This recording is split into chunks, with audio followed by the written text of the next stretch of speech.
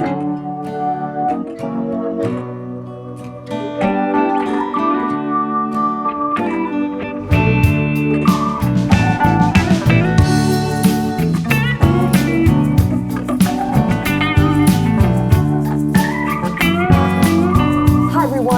to Here We Are, Brattleboro's community talk show. I'm Wendy O'Connell, and our guest today is Steve West. Steve is a musician and songwriter, and he's also the man behind Fearless Computing, offering, quote, house calls for computers and their humans. Steve studied philosophy and psychology, trying to make sense of the human condition, and worked in the mental health field. Many of you know Steve, or maybe you might just recognize his voice from WKVT and WVEW, where he hosted on WKVT the talk radio show Live and Local. One more fun fact about Steve. Steve West once lived on West Road in Westminster West. True story. True story. Hi, Steve. Hi, Wendy. Nice to have you on the show. Great to be here. Thanks for inviting me. That's a hard fact to believe, frankly. Which, I know. I didn't even know it till after I'd moved in. It's like, what is this road? I just found this place. I'd moved up here from Western Mass. Mm-hmm. And then lo and behold, I was on West Road, and the rest is history. The rest is history. Yeah. And so you were down in Northampton for a while before that. But before that, you were down in New Haven. Yeah. I grew up outside of New Haven, Connecticut, and thus my snobbery about pizza. We can talk about that later. That could be a whole show. Abits, as we say down there. And then I went to school in New Haven at one of the other universities and wound up working at that larger university. Yeah. And slowly, as I used to say on my radio show, I've been drifting north my whole life till I finally got home. So Vermont has been my home for 28 years now. And did it feel like that to you when you first got here? Well, life was weird at that point. So, yes-ish. At first, it was like, this is where I'll be living now. There's a million reasons for that, and they're not that interesting. But, I kind of instantly took to it. I'd been up and visited and enjoyed it always, but never thought, Western Mass was like a good groove for me. I was living in the hill towns, and it was, pretty comfortable, and I'm sort of like living in the woods kind of guy. Yeah. Then I got up here, and it just happened to be how life shaped itself. And then slowly but surely I fell in love with the area. And then by doing my talk show, I got to know the inner workings of a lot of the things that went on. And then my affection went deeper. Yeah. Well, there's nothing like doing a talk show and talking to people, such as ourselves, right, to find out what the community is all about. Yeah, very true. Yeah. So way before all of this, you grew up or were just born in New Jersey? Oh, mercy. I don't know that I've ever grown up, but I started life on Earth in New Jersey, till I was about 6. Mm-hmm. And you're one of 4 kids. I sure am. Right? Thanks, Mom. Yeah, one of 4 kids, all year apart in the early 60s. Amazing. I know, madness. My mom was great. My parents were great. Were they? So, what did they do? Yeah. My mom eventually became an occupational therapist and a professor of occupational therapy. My father was this ubiquitous purchasing agent for a company. That always was just vague to me. He's like, okay. But he died pretty early. I was a teenager. Oh, that is young. Yeah. So when you were a kid, you were doing sports. Yep. Hockey, football, baseball. All of them. Yep. Yeah. And were you doing music then? I started playing guitar at 16. I loved music. I was crazy for music. And for me, musicians were special anointed people. I thought, well, special people play instruments. I'd never. And then I got a guitar, and it was I think for $20. Right. And I remember figuring out how to play Neil Young's Heart of Gold. And I thought, whoa, it's super empowering. So I just kept going from there. And I already had my career sort of picked out at a very early age. So I was like, yeah, whatever. But I wanted to play guitar, played in a high school band, that kind of thing. I didn't think that it would be it was a total accidental way that I fell into making a living. He said, as a musician, fed and sheltered most of the time, So, but I went on to do some pretty cool things in that. Yeah. In the music well, world. You also, it sounds like you've gone back and forth with it, with songwriting and music. Well, yeah. I became a parent, and that became my principal creative urge and my main focus. So when my son Clay was born in '95, I've always made music. I don't think I ever won't, but the idea of doing it professionally sort of slowed. Mm-hmm. And then it was, I'll be all over the place with these stories, but when I moved up here, I met my friends Clayton, Sabine, and Rose Gerber, and we were egging each other on to be, to play more often. And eventually we sort of gelled as a sort of harmony trio thing called Relative Strangers. And that urged me on. And I thought we'd do something professionally with that, which didn't happen because I'm really not very good at the business side of doing self-promotion. But so, yeah, and then, and after that, it's been, between the radio and my business and so forth, it has not been front of, my life. Right. But you did make an album at one point. Yeah, a handful of years ago, I made a solo record. Yeah. And you worked with Billy Strauss, a I few love other Billy people. Strauss. Yeah, Billy and Tyler Gibbons and Julian McBrown. I had other people producing because, I used to do a lot of home recording, and that was just me. And I just kind of it's hard to be both things, be the engineer and be the artist, So having somebody else say, "Why don't you try this? Let's do this. Let's put this over there." That was a blessing. So I'm very grateful for that. And I assume it was fun as well working with those people. Oh, sure it was. Yeah, and the musicians that helped me as well. Yeah. And people donated money to help me do it, so I was able to, pay people for real. In the scheme of music, most of us will show up at a studio if there's pizza and beer offered, But I felt I wanted to pay people to show up to be professional musicians, which I did. Yeah. So that just felt normal and healthy and all that stuff. So, but it was a blast making that record. I'll bet it was. Yeah, and working with such great people. And you were in New Haven. That's the 80s. Yeah. That's a long time ago now, but I was in a band called Miracle Legion, which I stumbled into. Do you want to hear that story? Should I tell you that story? Tell the story, sure. All right. So, where to begin? So when I was in college, I always wanted to be a psychologist. So that was I picked it from 12, 13. That was my plan. That's all I was doing.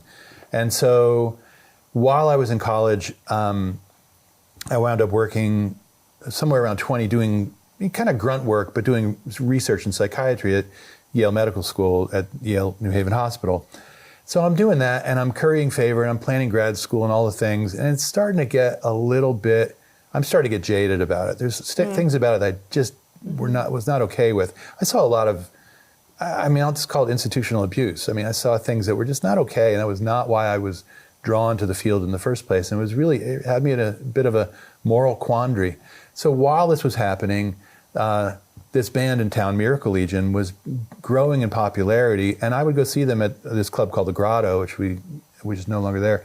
And I loved them. I thought, oh my God, this band is great. What are they doing in New Haven? This is better than what. In New Haven had a pretty cool music scene, for sure. I was working inpatient at an adolescent psychiatric hospital, and I saw Miracle Legion written up in the New York Times while I was reading the paper. I'm like, what? And so I just wanted to start a ska band. All I was after was going to finding musicians to do ska music. I went to see this band a lot. I figured out where they lived or where they rehearsed, their circuitous way there. And I knocked on the door one day and I said hey, we knew each other. I was talking to the lead singer. We knew each other just by virtue of me being at their shows a lot. And I said, I'm trying to start a ska band, blah, blah, blah. He didn't care because he didn't know anybody, but he said, too bad you're not a bass player. Our bass player just quit. And I was like, oh, I have a bass. And I knew the record. They had one record out called The Backyard. I knew it back and forward on the guitar. I'm really a guitar player. And so anyway, long story, again, shortened. He said, come back and audition. That was a Friday, and I don't think I slept that weekend. I was just trying to play the bass along to this record, which I'd never done before. Yeah. And I got the gig. That's great. So, that's a good story. That's a good rock and roll story. And that was the 80s. That was the 80s. We went on. We got, played a lot of the famous-y shows. We opened for a lot of pretty well-known people. And we got signed to Rough Trade Records in England, we were their first American band. That's a deal. Yeah, it was all right. Being in the mental health field. Yeah. And you obviously have left that. You left that after you left New Haven. Yeah, I've dipped into it a couple times, but you've considered returning. Have you? But yeah. Yeah. So how has that helped you or influenced you over the course of your life? Studying that's a big question. Well, I think it helps and informs what I do for a living now, because I say this to my clients all the time. So I go into people's homes and their businesses, and I fix whatever computer situation is vexing them. You'll find, and I mean this with kindness, you'll find that computer people tend to be little lacking in social graces, you know. So I've worked with people my whole life, and so I have some ability to. Yeah. I don't mean this isn't intended to sound pompous, but like being nice to people and talking clearly with people, that's a value to me. Yes. So I think having worked with, I used to work in mostly in schizophrenia and in adolescence, like some challenging people with challenges. So I think being able to be personable and clear with people is really, it's a side skill to what I do, and it's the reason I've been doing it 25, 26 years. Yeah. I think, you know, it's a difficult moment for people. As I often say, I'm really in the anxiety management field more than the computer fiction. Yeah. I kind of hate computers on some level. They're annoying. It shouldn't be this complicated. Yeah. But I like people enough, so I like to get them out of their situations. Well, many people just go to anxiety when it comes to something Amen. in computer. So to have that background, and what did you say? Be sure to keep hammers and computers in separate rooms. Yeah, amen to that. Yeah, I know that feeling. Yeah. So you've been doing Fearless for 25 years. Yeah. And you got into it because you were trying to solve your own problems and realized that you had a talent for it. I have a kind of brain that I have a very analytical mind. So I always say I associate it with air-cooled Volkswagens. So I was into split-window buses, which was I had a little fixation on that for a while. And I learned, you know, basically out of need, how to make things go. Yeah. You know, Right. how to break them down. Again, as I often say, I don't know how to make a generator, but I know where it goes and I know what it looks like when it isn't working. And the same is true with the computer situation too. Yeah. So I think there's a systems think that comes, and I think that's that and some people skills is what makes it go. I was working at Early Education Services when I first got up here, and I was the data manager, I was doing the computer stuff there. And people would often ask, like, well, could you come over after work and fix my computer, or I'll make you dinner? Yeah. I'm like, oh yeah, sure, that's I can do that. The barter system. Right. Right? It's bless Vermont. So after a while, I was like, hey, what do people do? This is 99-ish, you know? Yeah. What do people do when their computer, and at that point, home computers were a whole different animal. But I thought, well, what happens with some of my coworkers, like, they're elders, you know, like when you pick up this big behemoth of a thing and bring it someplace and wait a week. Yeah. So I thought, I'll just go where it is, fix the thing, Interesting. get out. That's a great story though, because you know, I don't even remember what we did back at the turn of the century when we had problems with That's a good computers. question. Yeah. Hammers. You were right, hammers. How did you end up in radio? Oh, geez, that's a funny story. So, well, it's related to the computer thing. So in 2004 or 5, when Air America started, do you remember Air America? No. Oh, Air America was like a national response to Rush Limbaugh. It was like a liberal radio, blah, blah, blah. Al Franken, Rachel Maddow got started there. She got started at the river in Northampton. But so WKVT was switched from Rush Limbaugh radio over to this liberal radio. And I thought, those people should get my advertising dollars, because I wasn't really advertising. Yeah. But I thought, that's a good move. I want to reinforce that. I want to support that. So I went over there and I called and I talked to Vicki Case, and she said, come in, we'll talk about it and so forth. And she was great, and she remains a great friend of mine. And then I met Fish, her husband, who I got to know, who's also one of my very best friends now. Yep. And so somewhere in the conversation, I said, there was a show on the air called Your Show with John Oliphant. Nice guy, did a show. But he was leaving that show, and I said to Fish somewhere, totally casually, hey, if you need a host, let me know. And I'd never done radio in my life, so it's like I was just shooting from the hip, Yep. And I didn't mean it. I had a job, And so he goes, oh yeah? And so a conversation ensued. And so, I mean, the pay was horrible. So I had a job, and so that was it wasn't the pay. I just I needed something that was interesting and creative and so forth. And that's when I got to meet my buddy Gordy Baldwin, who was like my co-guy on the air. And You mean Ed McMahon? You're Ed McMahon. He was sort of, yeah. I wonder how he'd feel about that. What do you think, Gordy? We can edit that out. Right. No, he'd be fine with that, I think. But Audrey Garfield, did you know Audrey? No. Audrey was on the select board at the time. She was doing the Monday show. It was a 2-hour show. And then the Tuesday through Friday were open, so like I was invited to do that. And I did. And yeah, the very first day I was awful. I was awful, and I recorded it, which was probably a good idea. And after I did the show, I went to the show figuring how much I just talk. I talk all the time. It's, how hard can this be, right? Yeah. And Fish is like, he's going to do the board because I didn't know how to do the board just yet. And so I wound up, I don't even know who I interviewed, honestly, or if it even was an interview. But 10 minutes into a 2-hour broadcast, and I'm out. I'm just like, well, that's all I got. Thanks so much.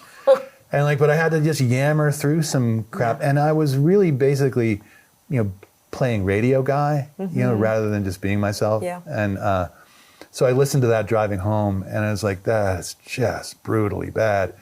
So I wound up. And you threw the disc out the window, I believe. I did, yeah, yes.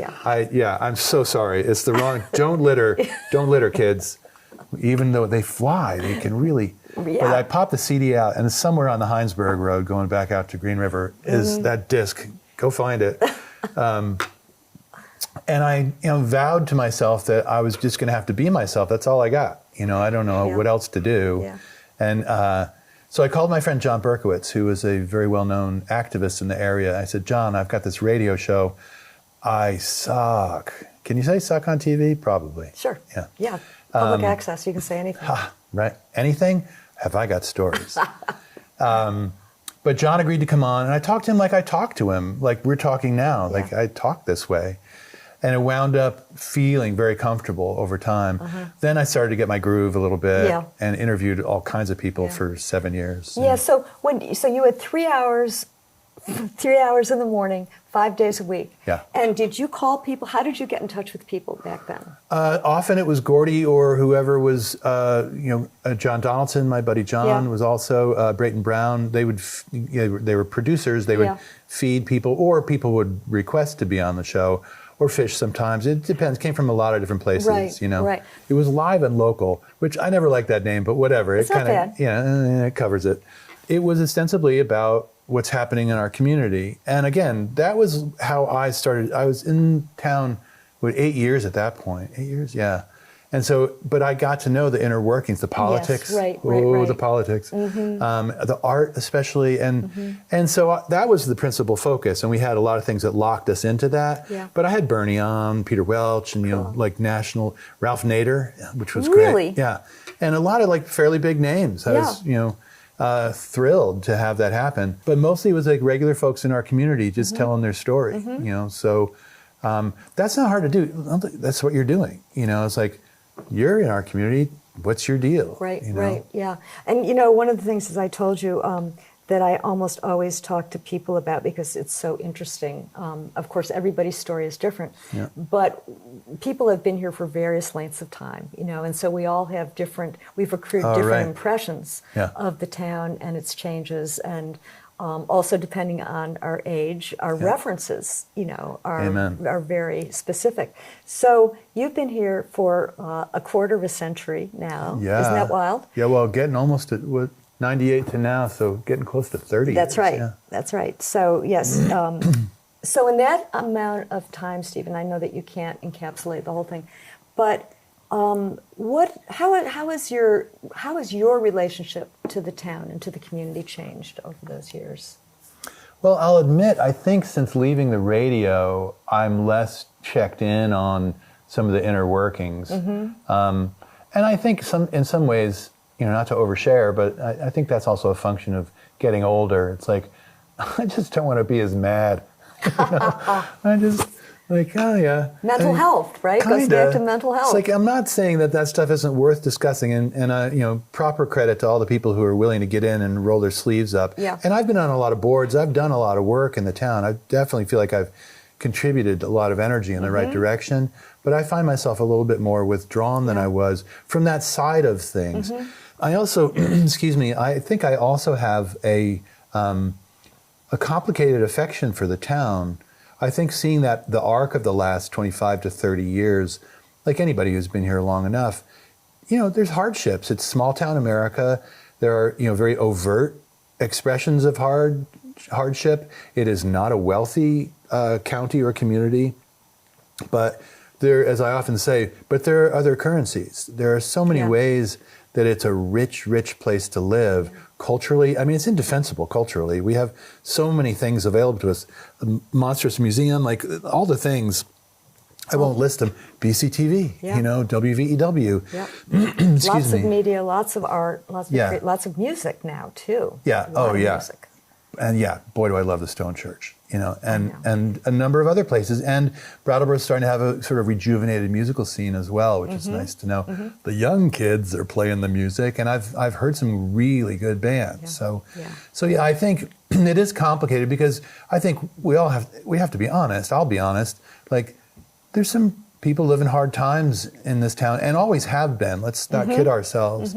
And I see the urges in both directions to be, on paper, a compassionate community, and maybe not so much in action at times, and in between. I don't want to, I'm not trying to slam anybody, but we try our hardest to be good and decent people in this area, and generally we succeed, and sometimes we really don't. So. Yeah, and I think talking to all the people that I've talked with, especially in the last few years, it's not like, yes, everything you said is absolutely true. We have problems like everybody else.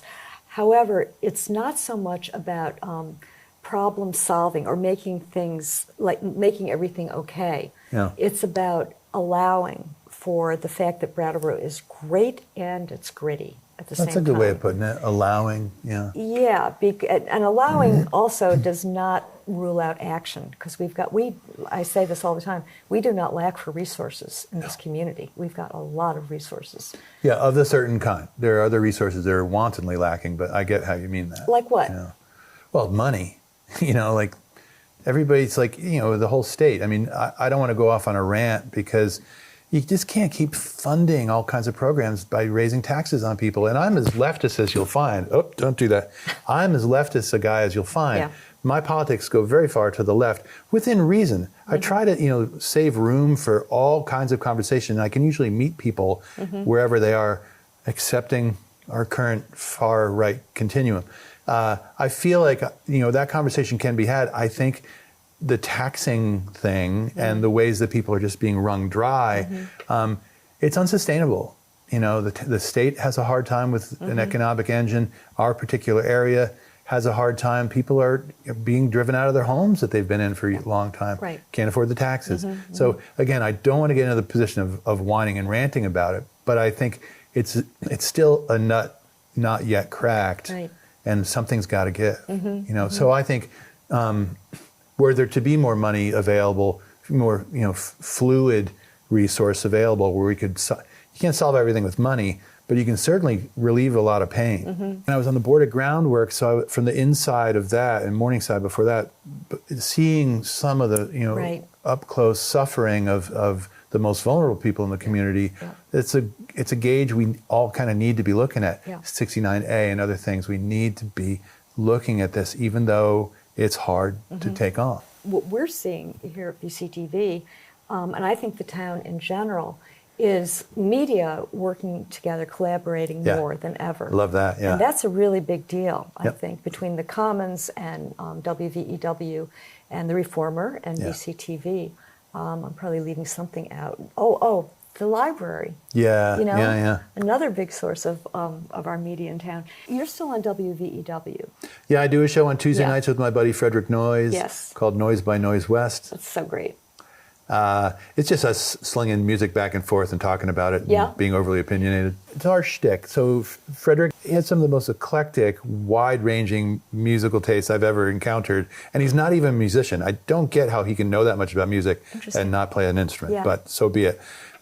So I am sort of like a classic old school pop rock guy. So like I like throwing in little nuggets from 1974 or things that I'm recently encountering, because I don't want to just live in the past. The things that I just have passion for. And so between the two of us, we tend to pick a theme or sort of do volleyball together. Like he does a thing, I go like, oh, that makes me think of.